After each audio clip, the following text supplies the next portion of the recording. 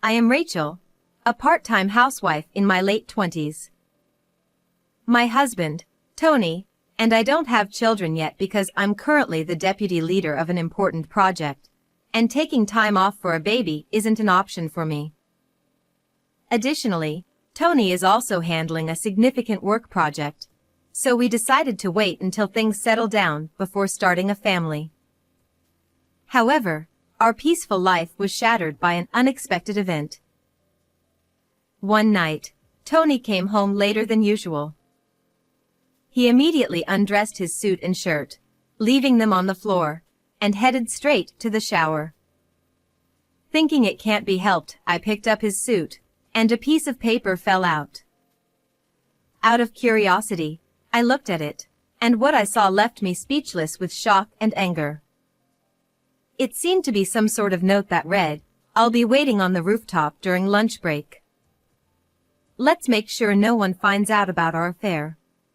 Although I wanted to confront Tony immediately, I decided to stay calm and put the note back in his pocket, thinking there might be more evidence to uncover. Little did I know that this small infidelity would lead to a major upheaval involving our entire family.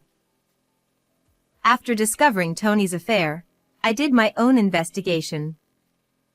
Hiring a private detective was too expensive for my current salary, so I gathered evidence myself. Eventually, I identified the mistress. Her name was Kathy, a 24-year-old recently hired as Tony's direct subordinate. Tony was her mentor, and their affair had been going on for several months. Despite Tony wearing his wedding ring and Kathy being aware of our marriage, they continued their illicit relationship. Unaware that I was collecting evidence of his infidelity, Tony nonchalantly praised my cooking at dinner, saying, "Rachel, your cooking is the best in the world." I forced a smile, knowing that revealing my investigation too soon would ruin all my efforts. Sometime later, my brother called me with surprising news. He said, "I want to introduce you to the woman I want to marry." My brother, in his early 30s and a section manager at a major company, had always been extremely busy, and I thought he might never marry.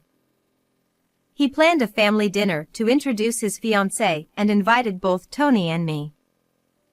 Since Tony's company was a subcontractor for my brother's company, Tony agreed to attend, likely out of a sense of obligation. Though I was reluctant to introduce my philandering husband to my brother's future in-laws, I understood the timing and circumstances left me no choice. However, a few days later, Tony began acting unusually kind to me. He started bringing home my favorite desserts and sharing funny stories from work. This made me wonder if there was a chance to rebuild our relationship if Tony confessed and ended his affair completely. Although I had caught them together several times, their interactions were limited to meals and light physical contact, with no signs of a physical relationship yet. I hoped Tony had realized his mistake and stopped the affair, especially with my brother's important dinner approaching. I wanted to clear the air before the event. I waited for Tony to take the initiative, but aside from his increased kindness, he didn't mention anything. Recently, he hadn't gone out drinking and spent his weekends at home. We even went on a short day trip and enjoyed a high-end dinner together, making me let my guard down. However, my trust in my husband completely crumbled due to a certain incident. One evening, I went out for drinks with a friend. As we chatted over drinks and snacks, I confided in her about Tony's recent change and my thoughts of rebuilding our relationship. I asked, "He's been acting better lately, and I'm thinking of talking things through and rebuilding our marriage. What do you think?" My friend's eyes widened as she stared at something behind me. I followed her gaze and saw Tony, happily feeding his affair partner, Kathy, at a nearby table. The shock left me speechless. In this small town, rumors travel fast. My friend worked in the HR department at Tony's company and had heard whispers about their affair. However, she hadn't seen them together recently, and since Tony had been coming home early for my sake, she thought the rumors were just that, rumors. Seeing them together, though, left both of us at a loss for words. Snapping back to reality, my friend stood up, paid the bill, and dragged me outside. The winter air stung my cheeks as I finally comprehended the reality of what I had just witnessed. My friend's concerned words faded into the background as the image of Tony and Kathy lingered in my mind. She said, "You mentioned Tony's been acting nice lately, like taking you on trips and dinners. Given that and the fact they haven't been seen together at work recently, maybe he knew you were onto him?" I had been discreet in my investigations, and I hadn't confronted Tony about anything yet. The uncertainty of their actions made me incredibly anxious. My friend pulled me into a narrow alley as Tony and Kathy exited the bar, arm in arm, heading to Tony's car. My friend and I followed them, feeling a sense of dread as I recognized the route to our house. Tony pulled out his phone, operated it, and immediately, my phone buzzed. It was a message from Tony asking, "When will you be home tonight?" It was clear he was ensuring they wouldn't be caught. I replied, "I'll be home around 2 a.m., a lie to gather more evidence."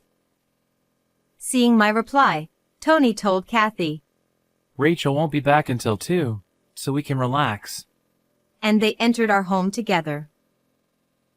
The sight made me nauseous, and I collapsed, barely held up by my friend.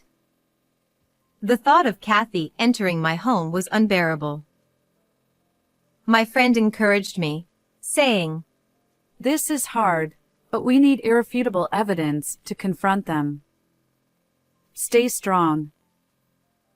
2 weeks later, the day of the family dinner arrived. After that night, I took paid leave from work and investigated Tony and Kathy thoroughly.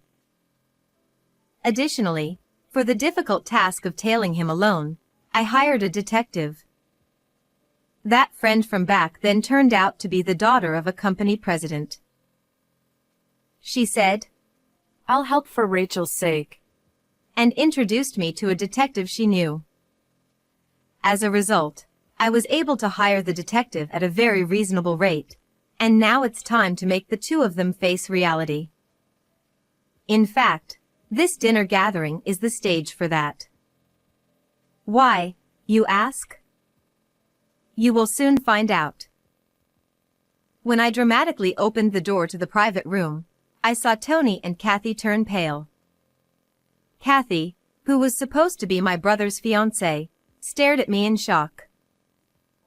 "Nice to meet you, Kathy. I'm a wife of Tony, your affair partner," I said with a forced smile. The atmosphere froze. Kathy stammered. What? Why are you? You've got the wrong idea. If that's the case, it's rude. Her feigned ignorance snapped my patience. I thought, all right then, I see you're ready. I won't hold back anymore. Stop pretending, I said, spreading photos of their affair on the table. Tony panicked, scrambling to gather the photos, while Kathy looked aghast. Kathy tried to defend herself. This is the engagement announcement dinner. This is inappropriate. She shouted with her eyes wide open. However, that doesn't matter. Thanks to the detective's investigation, I knew that this woman, despite being engaged to my brother, was continuing an affair with my husband and deceiving my brother as well. I countered. What's truly inappropriate is deceiving my brother and continuing an affair with my husband. At my words, Kathy fell silent. I continued. You've had affairs with married men before, right? And at that moment, you pretended to be unaware, playing the victim to avoid compensation and shifting all the blame onto the man. Isn't that right? Kathy's expression showed she realized how much I knew. By hiring a detective, it's easy to find out such things. This time, in case I found out, she probably planned to pretend she didn't know anything and escape from paying compensation by putting on a crying act. I turned to Tony, who was trembling, and said, "You only acted nice to me because Kathy suggested it, didn't you?" Tony, teary-eyed, denied it. No, Rachel, I only want you. It was a mistake. The relationship with her is over already. I was just enjoying the first few days. Please believe me. I sighed, placing more damning photos on the table, evidence of their affair in our home. My parents were stunned, Tony was frantic, and Kathy turned red, trying to hide the photos. Stop this. Kathy pleaded.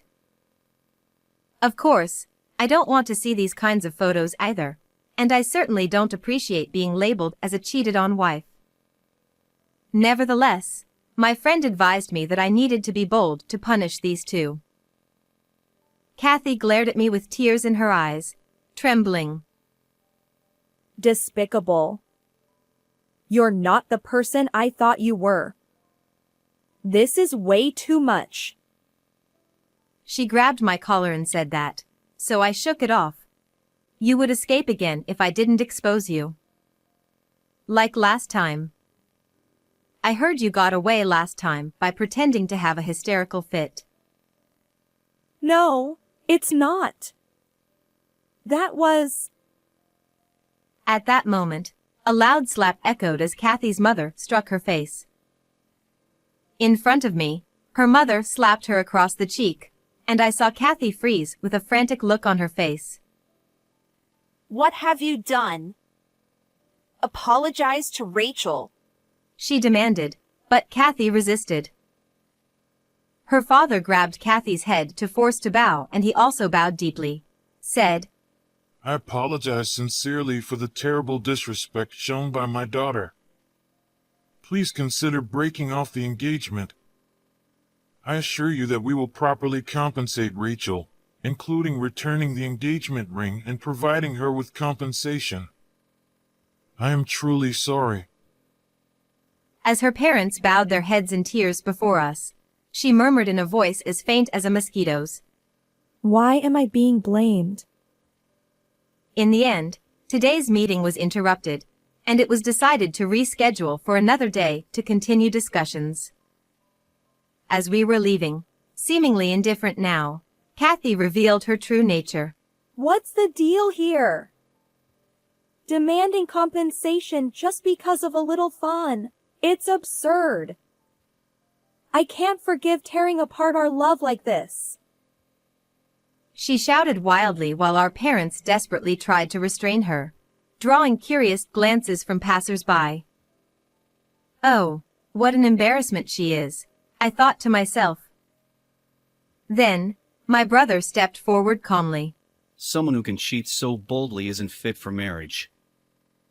Especially not someone who lays a hand on my sister's husband. And Tony, you better think about your position carefully. After saying that to Kathy, he also directed a cold gaze toward my husband. Tony, shaking, apologized weakly, I'm so sorry. tears streaming down his face. Shortly thereafter, a meeting was arranged to discuss the broken engagement, our divorce, and the settlement for damages. After being thoroughly scolded by her parents, Kathy was completely subdued and silent. I stated, in our settlement, Tony will pay me alimony and we will divorce. You will also need to pay me damages. Kathy remained silent, but her parents responded, We will make sure our daughter pays. showing their willingness to comply. Although this should have been the end, I had something more to say. I contacted the wife of the previous victim you deceived and avoided paying damages to. She was furious when she learned the truth and plans to reissue her claim for damages. Kathy lifted her head and croaked, No, that can't be.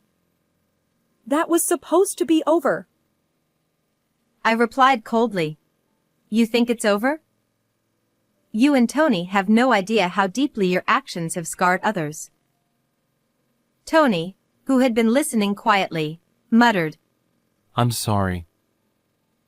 Kathy, realizing the truth in my words, looked visibly distressed. In such a small town, having multiple affairs is quite bold. Regardless, you will pay the damages in full, I said, turning to leave. My family followed me without a word. I glanced back briefly to see Kathy's parents bowing deeply and Tony and Kathy staring in shock. Money alone couldn't resolve everything, but this was the best outcome. I took everything I could from Tony through alimony and asset division and divorced him. Their affair became known at work, leading to their transfer to different departments.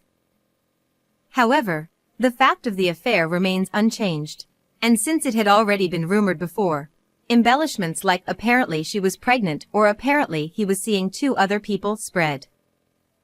Because of this, the 2 lost their place and reportedly resigned.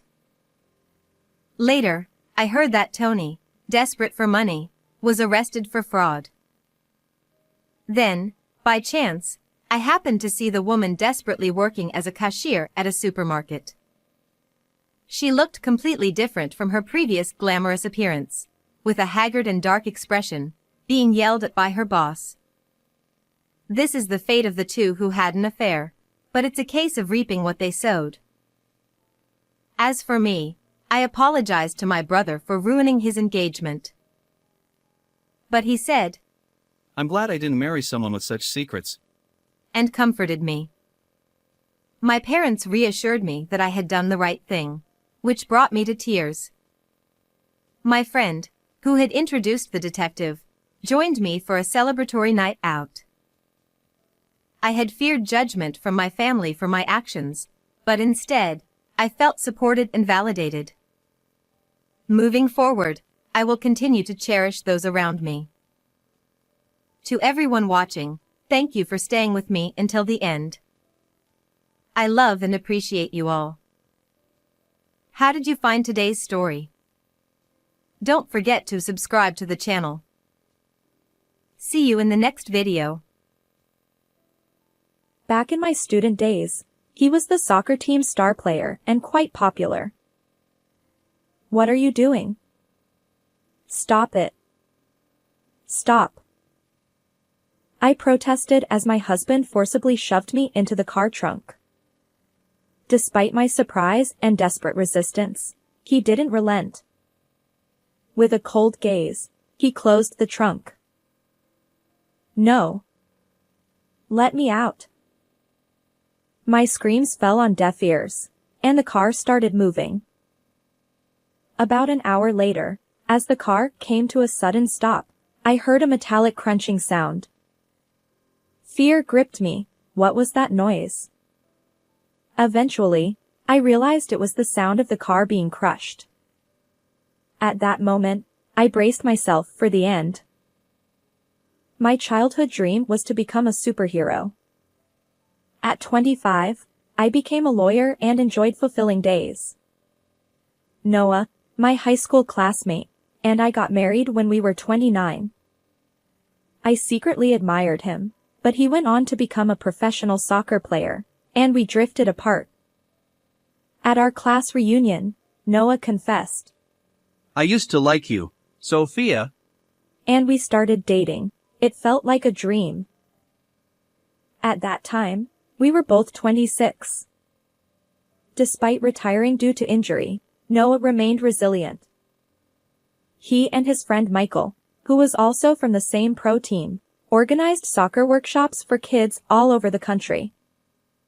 Thanks to his fame as a player, the workshops were always fully booked. Noah's dream was to have his own soccer field and nurture future professional players there. I wanted to support him wholeheartedly. Count me in. Whatever I can do to help. He smiled and replied. Having a capable lawyer on my side is reassuring. the shadow fell over our once blissful life about a year into our marriage. It all started when I casually looked into Noah's company's financials. The company he co-founded with Michael was struggling due to understaffing, so I intended to help by examining the books. What I found raised suspicions. Noah's company raised funds from sponsors and personal fans to fulfill his dream of nurturing future professional soccer players. The balance should have been substantial, but it was clearly much lower than expected. What's this? So much unaccounted for money. Nearly half the funds are missing. I confronted Noah immediately. His face contorted in anguish as he confessed. Michael seems to have embezzled it. Apparently, Michael had retired from professional soccer around the same time Noah did due to poor performance. Yet, they remained close and worked together. Even if you're friends, embezzlement is wrong. We should report this to the police. I insisted. Noah sighed. I know, but I don't want to betray a friend. I'll talk to him and try to recover the money. But it's nearly $70,000. Yeah.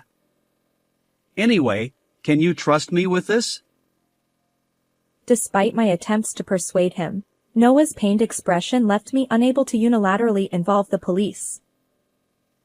I didn't think Michael could repay the amount immediately, but I decided to trust my husband's judgment for now.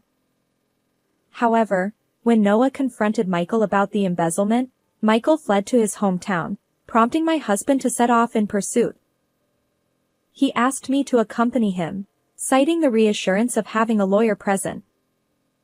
Unfortunately, my work trip schedule overlapped, and I couldn't cancel due to meetings with clients.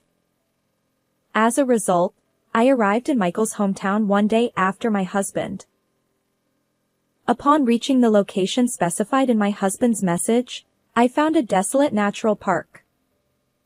To my surprise, my husband wasn't there to greet me.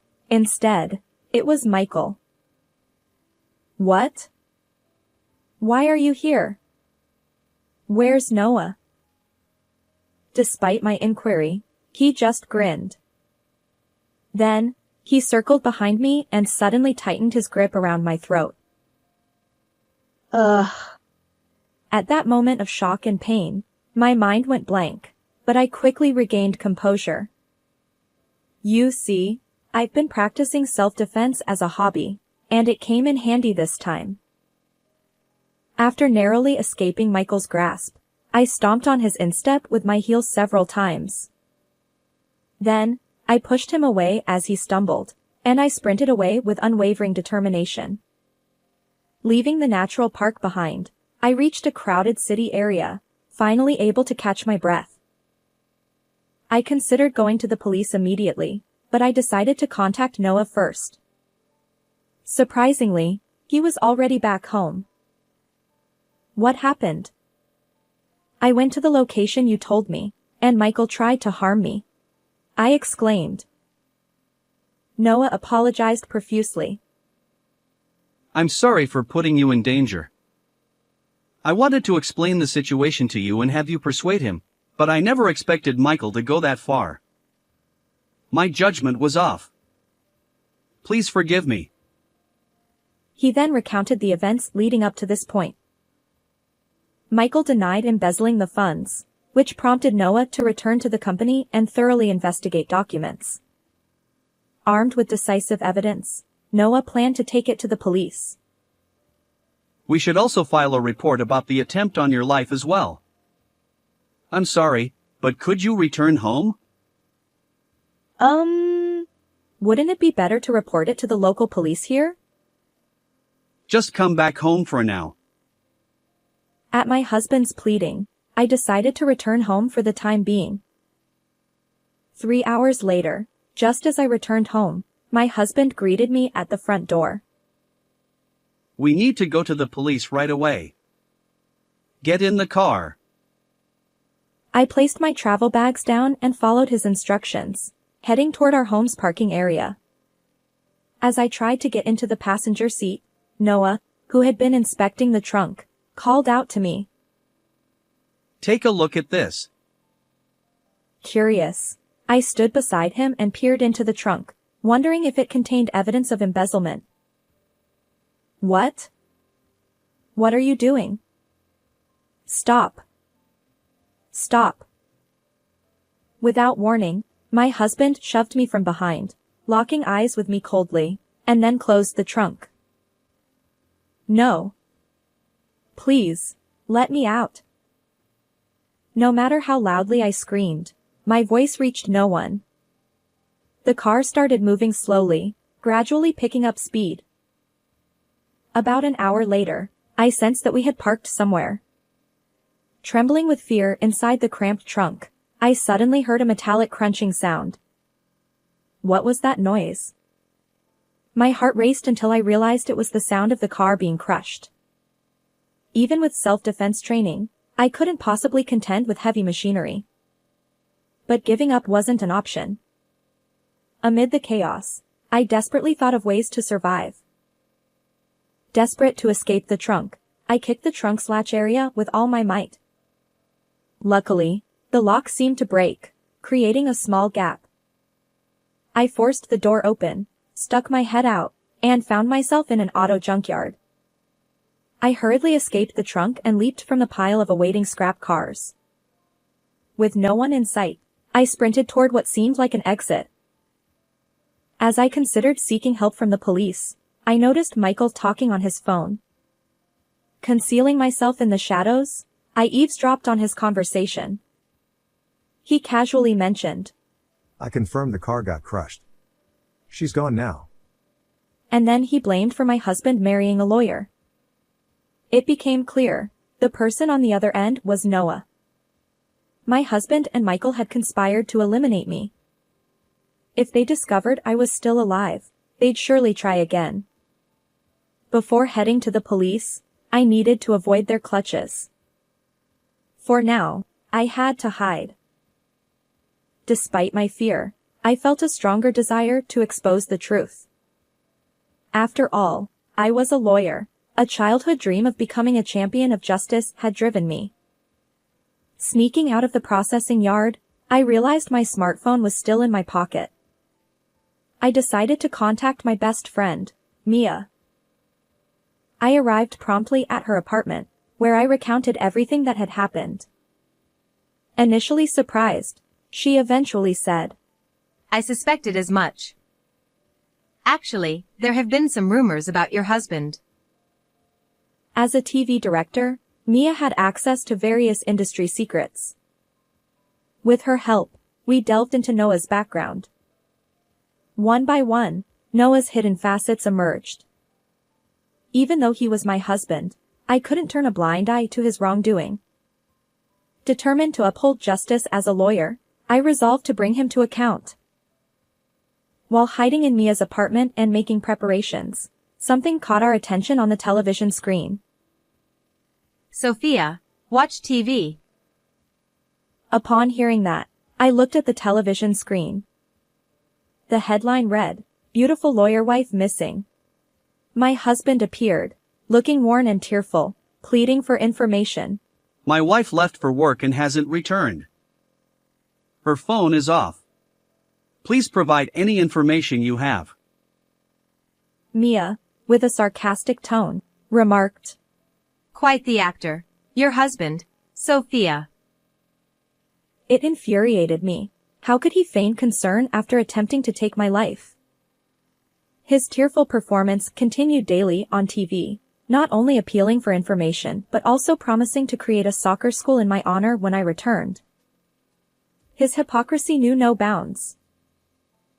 And so, about a month later, while hiding in Mia's apartment, Noah appeared as a guest on a daytime live broadcast program. I believe my wife will return. And for when she does, I want to make the soccer school a reality. As usual, he appealed for information about my whereabouts and continued to promote his dream. But just as his comment ended, the show's host exclaimed, Now, introducing a surprise guest. Noah, caught off guard, looked surprised. Spotlights illuminated the studio entrance curtain, and I signaled a victory pose to Mia before stepping out from behind the curtain. The moment Noah saw me, his expression twisted in shock. Ignoring him, the host declared, Our surprise guest is Sophia, the wife who had gone missing. Applause erupted in the studio, but Noah remained dumbfounded, staring at me. His lack of joy was evident, and the host looked suspicious. Realizing this, Noah stammered. I'm just surprised. Meanwhile, in the back of the studio, Mia nodded approvingly.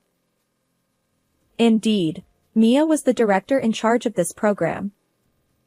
She had informed all the show's participants about Noah's hidden side beforehand. So, naturally, the host knew everything, yet he feigned ignorance and asked me, Where have you been all this time, Sophia? I replied, I was in hiding.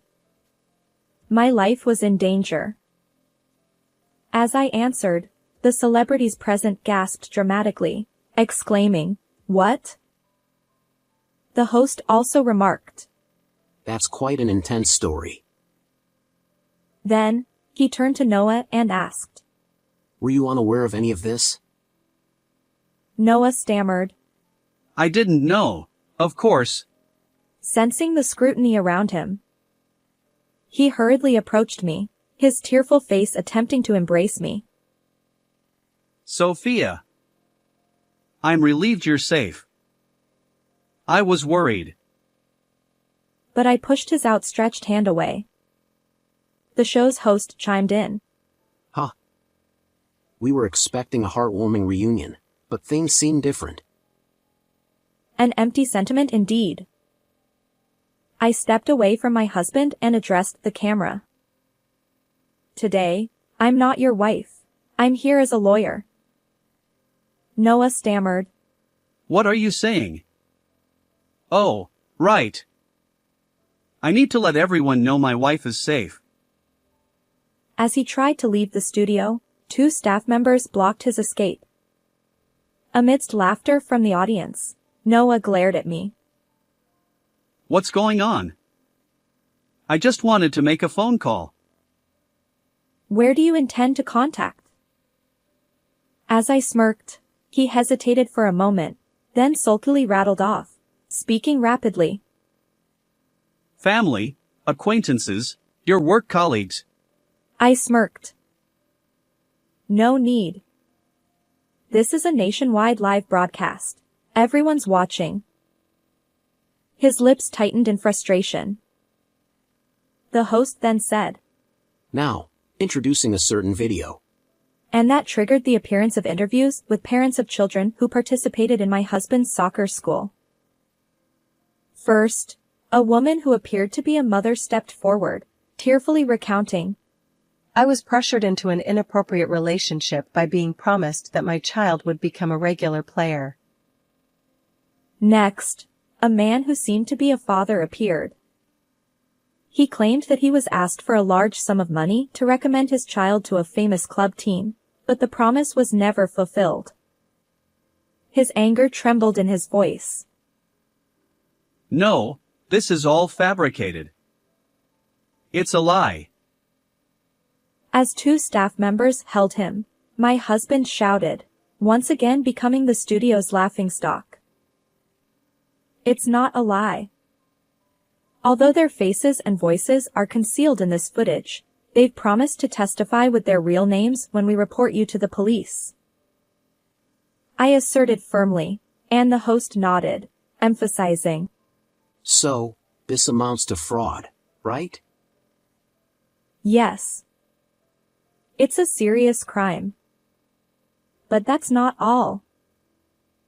As I spoke, interviews with acquaintances of Michael began to play. The witness testified that my husband and Michael became obsessed with gambling, squandering most of the funds they had collected for the soccer school. Secretly recorded footage revealed them spending an entire day at the racetrack, celebrating and agonizing over horse races. Occasionally betting on horse racing isn't a big deal. As my husband sulked, The next video played. It showed them similarly engrossed in betting at cycling and boat racing tracks. While gambling itself is legal in legal betting, misusing funds collected for another purpose is a crime. I explained. The studio audience gasped as Michael's acquaintance made an even more shocking statement in the footage. Former soccer players involved in illegal soccer gambling. It's outrageous. No. Michael was the one doing it. I'm innocent. Yet Noah's defense crumbled, revealing that he was central to the gambling activities. Worse still, the losses drove them to plan becoming soccer gambling operators to recoup their losses. The intention behind wanting to open a local soccer school was to conceal their true purpose. What they truly planned was an underground soccer gambling den. By running a children's soccer school during the day, they aimed to deceive everyone. I declared. No. Stop making things up. His murmured words lacked conviction, barely audible. But I pressed on, unwavering, ready for my final move. Cameras are everywhere these days. Committing a crime isn't so easy. I declared. The final footage showed my husband at an auto junkyard, arranging the disposal of our car. Later, when the footage showed me crawling out of the trunk just as the scrap machine threatened to crush it, the entire studio erupted in surprise. Michael's figure, making a call near the entrance, confirmed their joint effort to eliminate me. As you can see, my husband and Michael attempted to crush me along with the car. I asserted. My husband, now pale, mumbled in denial. The broadcast ended, but the aftermath was intense. The news ran the story daily, and reporters hounded my husband relentlessly. Afterward, I divorced Noah and claimed $20,000 in compensation. Both he and Michael faced questioning for various crimes. When my husband's arrest was imminent, Mia and I quietly celebrated. I downed my glass in one go, and she winked at me. Next time, catch an even better man. No, for now, I'll focus on my work, upholding justice as a lawyer. Indeed, that had been my dream since childhood. How did you find this story? Don't forget to subscribe to the channel. Until next time in the next video.